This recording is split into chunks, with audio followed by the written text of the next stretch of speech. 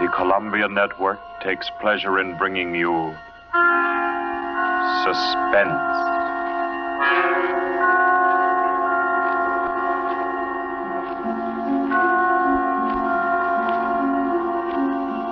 Suspense. Stories from the world's great literature of pure excitement. A new series frankly dedicated to your horrification and entertainment. Week by week, from the pick of new material, from the pages of best-selling novels, from the theater of Broadway and London, and the sound stages of Hollywood, will parade the most remarkable figures ever known. CBS gives you Suspense.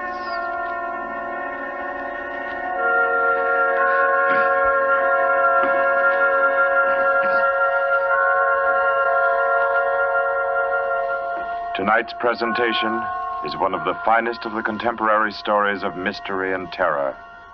John Dickson Carr's famous novel, The Burning Court.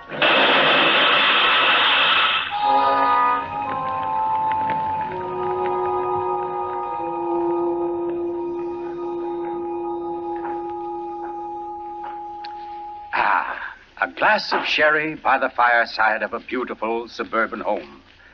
What could be more comforting? You're an admirable host, Mr. Depart, and it's really a shame our first meeting is under such a cloud. It's also a shame I have so little time to tell you which one of your guests here murdered your uncle last week.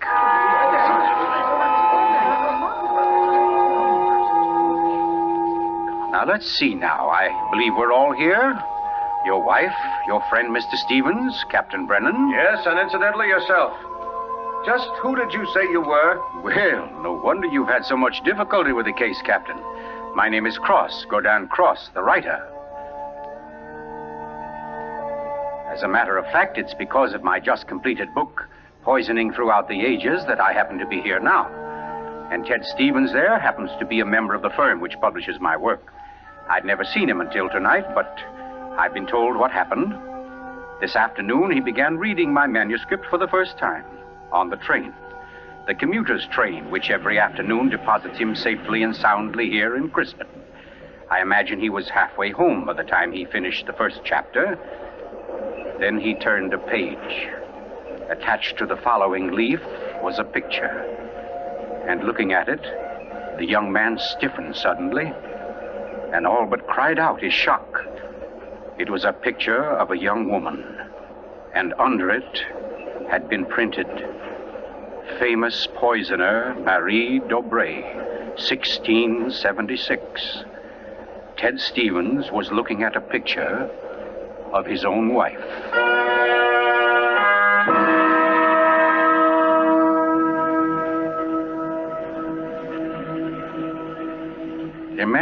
Imagine his 25-year-old wife in 17th century costume. The face, the features, even a wistfulness of expression were identical. Even the name, Dobré, was his wife's maiden name. But no, that was ridiculous. This woman in the picture was, well, one of his wife's ancestors. Yes, that was it. Simply an amazing family resemblance. Marie would be waiting for him at the station, and he'd have to tell her about it. He wondered why, however, she'd never told him about. Oh, well, but you don't discuss such an ancestor, do you? Ted Stevens glanced down at the chapter to which the picture had been attached. It was entitled, The Affair of the Non-Dead Woman.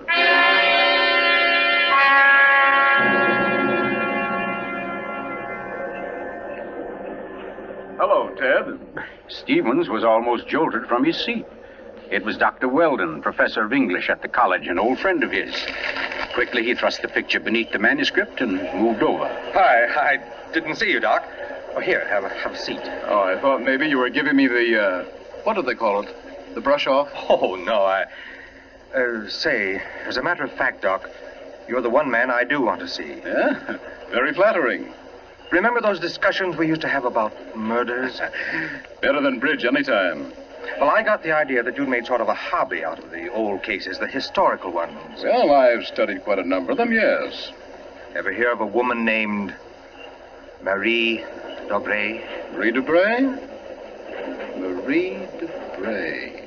Oh, yes. That was her maiden name, of course. One of the finest specialists in arsenic poisoning you could ever hope to find. Oh, we're almost at our station, Ted. Let's get to the door. Yes, a real charmer Marie was. Must have disposed of 100 husbands, lovers, suitors, and just plain friends before she was caught. What happened to her, Doc? She was beheaded and burned. Crispin!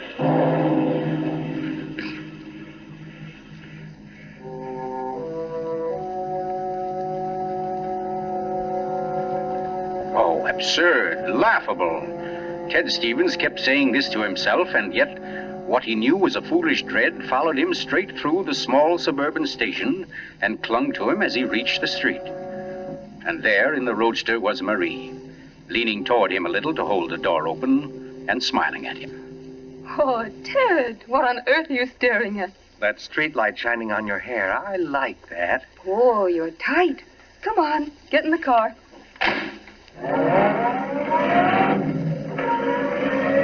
Then, like a wisp of smoke, it was gone. The whole ridiculous fear, the delusion.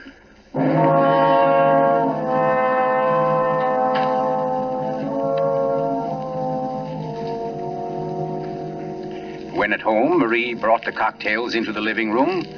The logs were burning brightly in the fireplace, throwing a soft, dancing glow upon a room that was darkening with dusk.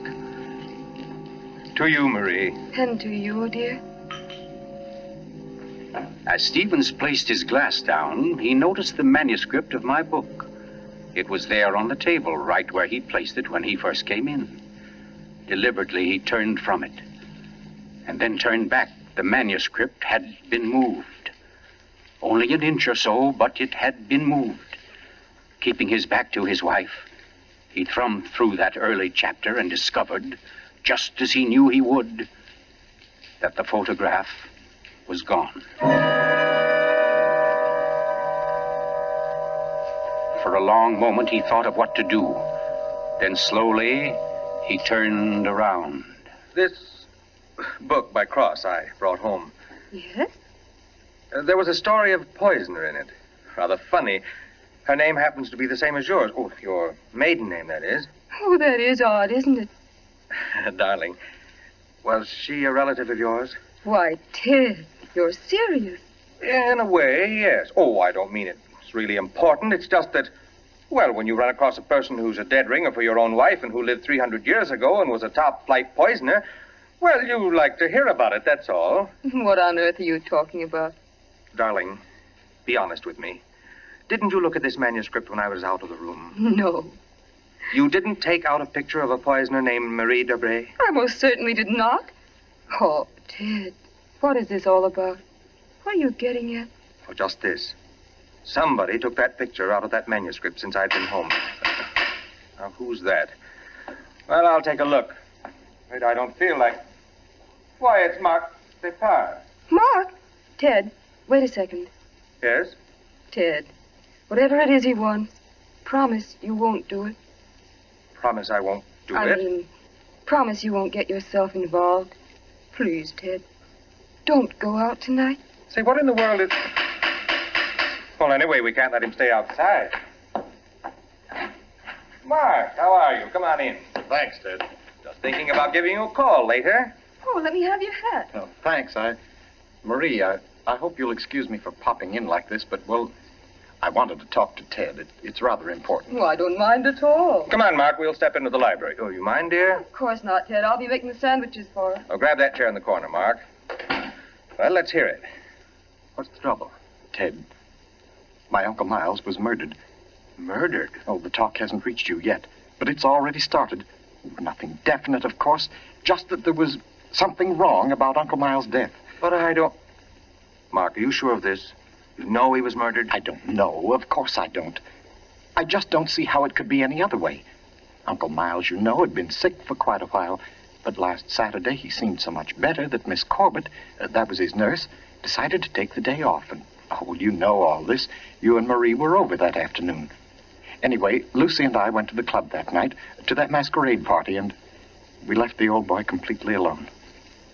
I've cursed myself 1,000 times since. But what about your housekeeper, Mrs., what's her name? Henderson. Wasn't she around? Oh, sure. In that little house out in back. We told her to look in now and then, but, well, that wasn't good enough. It was after midnight when Lucy and I got back.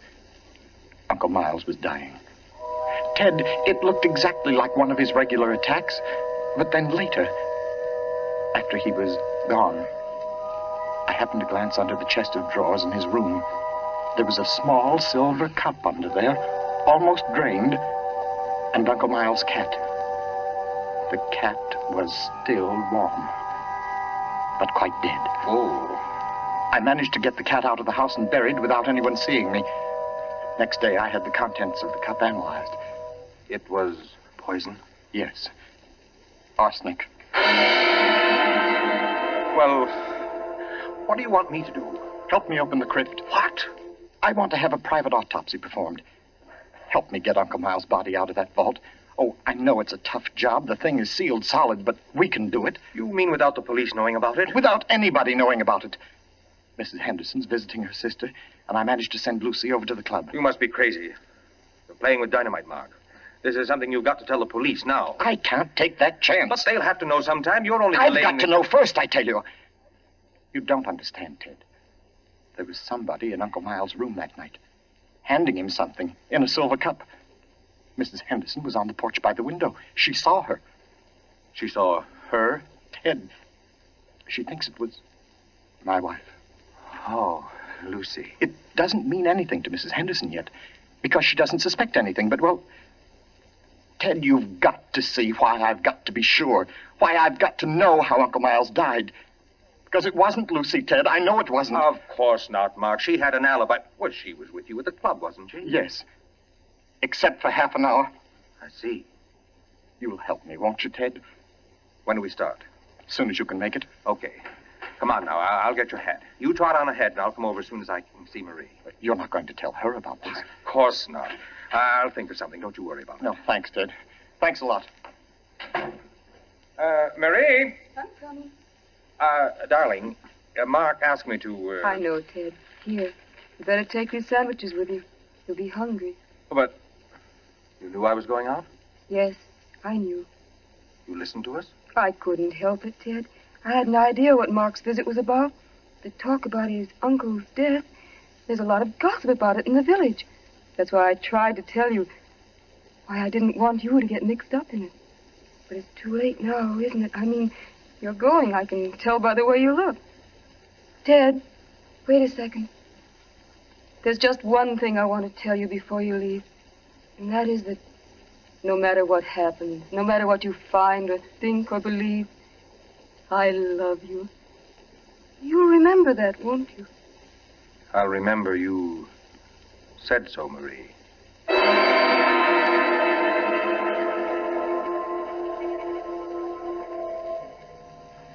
By the light of a dim kerosene lantern, Mark and Ted Stevens pounded their way through the thick shelf of rock that covered the Depar's ancestral tomb, pried open the great slab of stone which lay across the subterranean door, and then at last descended to the dank, ink-black chamber. They found the coffin. They dragged it from its crypt and placed it on the cold stone floor. They unclamped the lid and opened it. Mark! It's empty. What? That's impossible.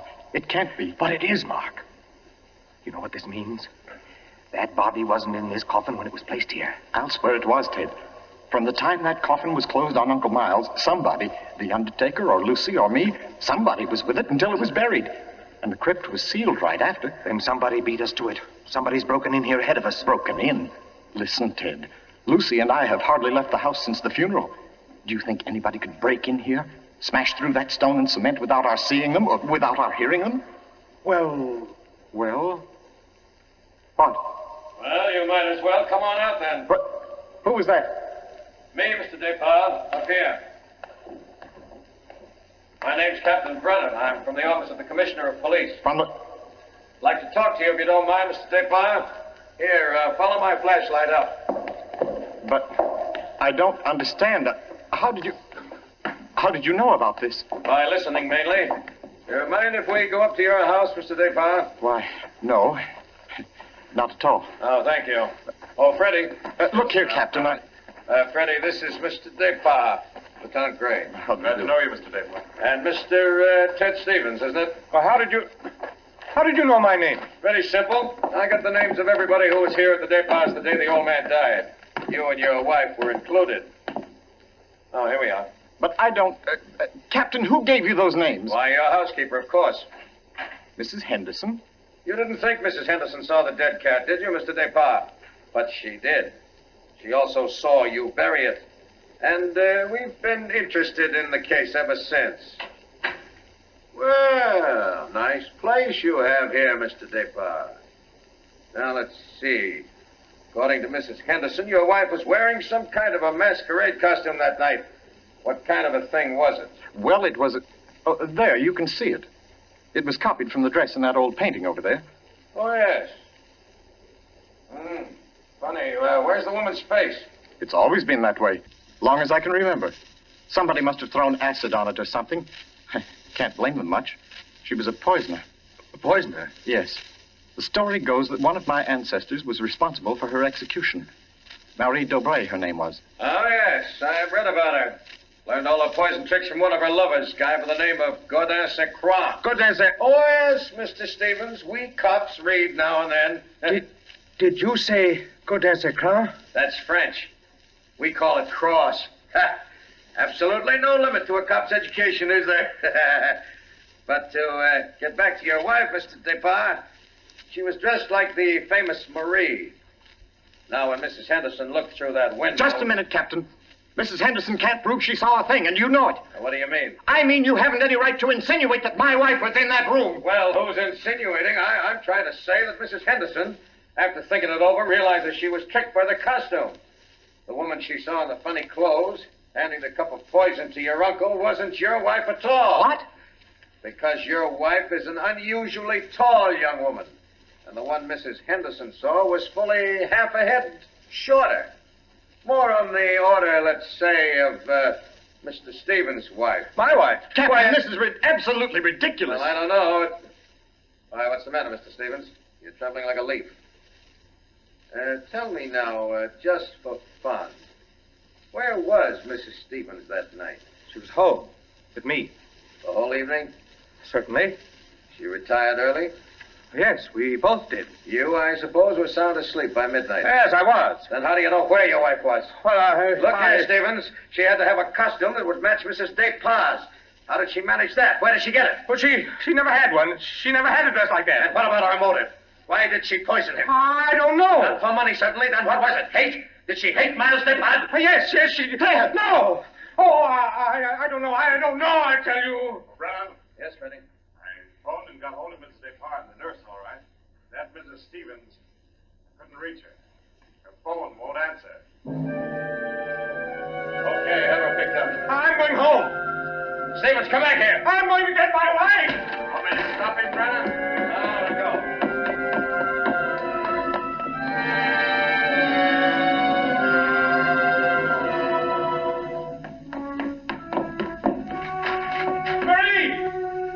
Marie, where are you? It's Ted. Marie, what have you done? Maria. Oh, good evening. who are you? My name is Cross, Godin Cross. Cross. Where's my wife? What have you done to her? You fiend, what have you done to my wife? Why, nothing at all, young man. Here, sit down. You're lying. Something's happened to her. The police just phoned. There wasn't an answer. Why are you here? Why am I here? Well, because your wife, reading my chapter on the Dobrés, realized I knew more about the family than even she did. Because she found my phone number on the front cover of the manuscript. And because I know an exceptional case when I hear one. Does that answer your question? No, and you know it doesn't. Can't you see I've got to know whether... Yeah, I see. Whether your wife is that Marie Dobré, who was burnt by order of the High Tribunal for all poison cases, the burning court of France, witchcraft, black magic, the world across the threshold. You're quite sure, no doubt, also, that I'm Godin Saint-Croix, who first wooed her. No, my boy. No, my real name happens to be, of all things, Tom Simpson. Most unsuitable for a distinguished writing career. And Marie Dobray is no more your wife's real name than mine is Gordon Cross. What? Your esteemed wife was an adopted child, Mr. Stevens, adopted by people in Canada named Dobray, remote members of the real family of poisoners. I can't believe it. Why didn't she tell me? Why? Because until I told her half an hour ago, she didn't know it herself.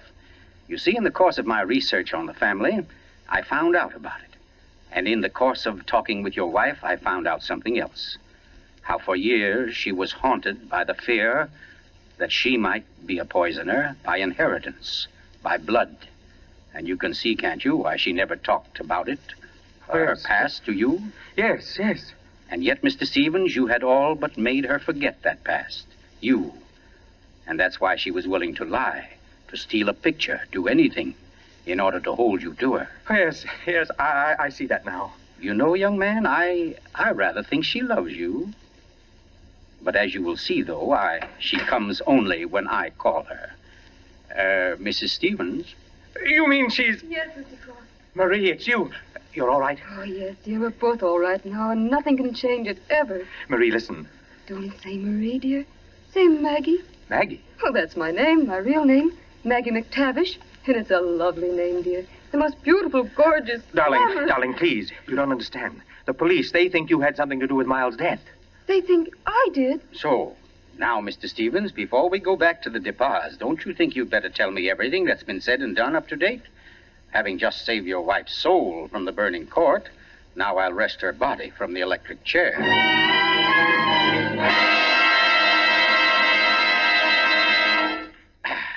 Yes, Mr. Depas, truly excellent sherry. Don't you think so, Miss Corbett? Yes. Yes, it's very nice. Well, that, ladies and gentlemen, is how I happen to be here. So let us consider first that supernatural hocus-pocus in the crypt. That body that walked out of the sealed tomb. That body that never was in the tomb. Never was in the tomb? No, Mr. Depas. The murderer knew that very soon Mrs. Henderson's story would bring about an investigation. He had to get rid of the well-known corpus delicti. Yes, but who could have kept the body out of the tomb? Who, Mr. Depas? Why, you, sir. What? I don't understand. Well, it's very simple. You had the opportunity. I believe you said yourself you were alone with the body before the burial. And you had the strength. I dare say you carried it down to the furnace, where it's now probably nothing but ashes. Ridiculous. Why would he spend an hour smashing into a crypt for a body he knew wasn't there? Why, Captain? To impress Mr. Stevens, his witness. And also, apparently, you. Oh, that's perfectly fantastic. Fantastic? Oh, no, Lucy. Just comic. And I suppose, Mr. Cross, that I also put on a woman's masquerade costume, went into my uncle's room, and handed him a nice cup of arsenic. No. That had to be done by a woman. Your accomplice, as matter of fact. Oh, now, come. You mustn't all look at Mrs. Depas, because Mark Depas' one noble act was his frantic effort to prevent his wife from being charged with the crime. A crime which he and Nurse Myra Corbett committed. Myra Corbett? Why, you... Yes, sir. Yes, Mr. Stevens, this quiet little lady beside me. Why would I do such a thing? Money, Miss Corbett. A cutout of Mark Depas' inheritance. Payments for services rendered. That's an absolute lie, Cross. You see, ladies and gentlemen, Captain Brennan never bothered to check Miss Corbett's whereabouts on the night of the murder. Why even think of the nurse? She was the custodian of the old man's health. Oh, you're crazy. And yet who but a nurse could so naturally offer the old man a cup? A cup he was sure contained medicine. You're making it up. The whole thing, you're just And making it who up. but Miss Corbett, living right here in this house, would know what kind of masquerade dress she must copy, would know when Mrs. Henderson would pass the window that night, pass and see her, and accept her, she hoped, for Lucy Depas. No, that's not true. Oh, yes, Miss Corbett. Yes, I Miss didn't Corbett, do that it. dress was the touch that wrecked you. That was your own idea, wasn't it? Not Mark's. You weren't content with a mere murderer's share of the profits. You wanted a wife's share, half of the whole estate. You wanted Lucy Depas convicted and out of the way for good. Well, I give you a toast, Miss Corbett, with Mr. Depas' excellent sherry, to a particularly ruthless poisoner. And yet, you know, on the whole, I'm rather partial to female poisoners. Why, only tonight I... Get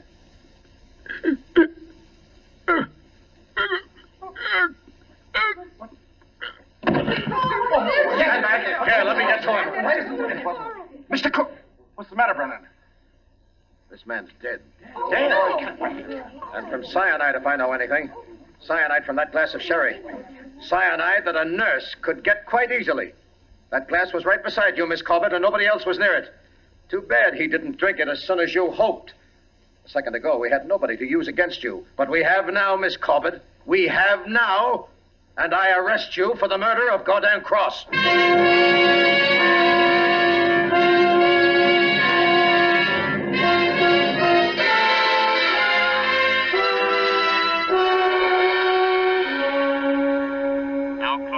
Months ago that the prominent author was murdered, and tonight Myra Corbett pays with her life for that crime. The former nurse, at first protesting her innocence, in recent Yes, weeks has grown... I'm in here, dear. Oh. I thought you might... Oh, what did you cut it off for? Huh? What do you mean? The radio. Oh, yeah, well, I thought you wanted to talk. Oh, Ted, don't you think I know you better than that? What was on the radio? Well, there wasn't any...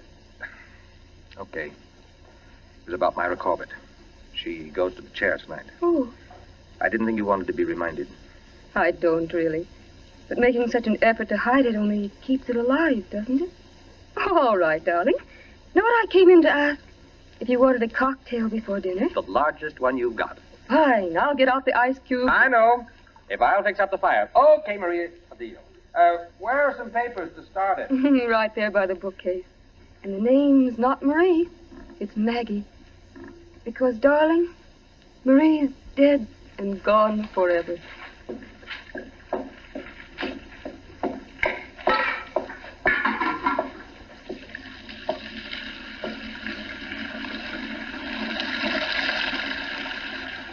Oh, no, Marie.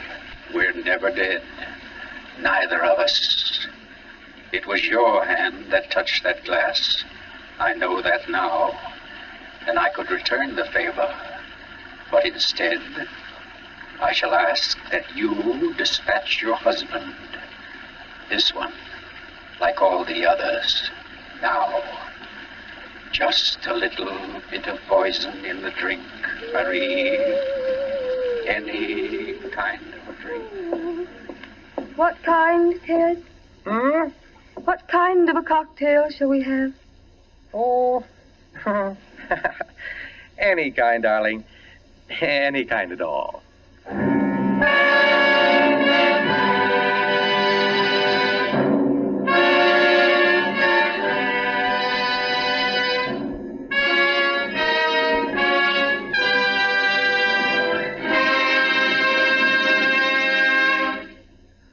You've just heard The Burning Court from John Dickson Carr's famous novel, the first in Columbia's new series of outstanding classics and chills by world-famous authors. Tonight's play, ladies and gentlemen, has one rather special significance we think you'd like to know about. As you perhaps have heard, every fine comedian is said to cherish a secret desire to do an abrupt about-face. He pines for the part of a blackguard. Well, tonight you witness the fulfillment of one such desire. The role of that literary and quite infamous diehard, Gordon Cross, was portrayed by none other than Hollywood's expert provoker of laughs, Charlie Ruggles, here in New York for the world premiere of his latest screen success, Friendly Enemies. The role of Marie, well, that was enacted by a young lady who long ago won national acclaim as one of Broadway's most accomplished dramatic actresses, Miss Julie Hayden. Thank you, Charlie Ruggles and Miss Julie Hayden, for your splendid performances. The play tonight, as all plays in this series, was produced and directed by Charles Vander, written by Harold Metford and scored by Bernard Herrmann. Next week, we bring you an intensely exciting and moving drama, The Life of Nellie James. This is the Columbia Broadcasting System.